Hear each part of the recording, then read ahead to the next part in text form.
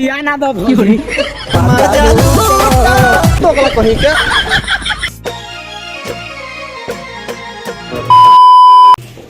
अरे डेली राउरा ना जाना लागल होता तो दिल पर हाथ धोके देखई का कहता ई को तो डीजे आर के पता चला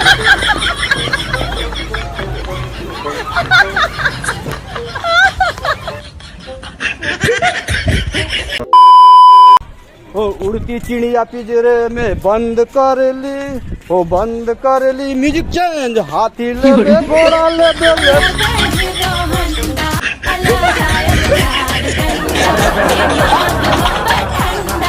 कौन है ये लोग कहाँ से आते हैं?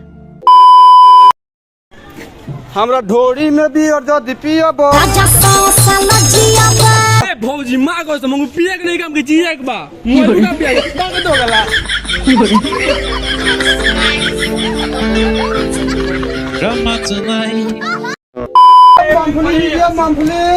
मूंगफली दीजिए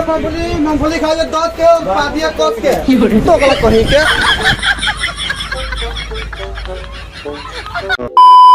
हम हो जवान बानी तू कुंवार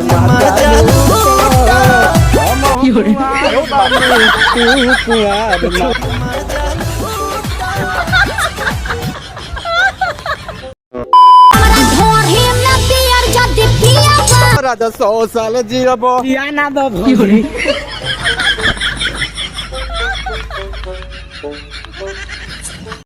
चलो भाई देखो अब मैं क्या करता हूँ।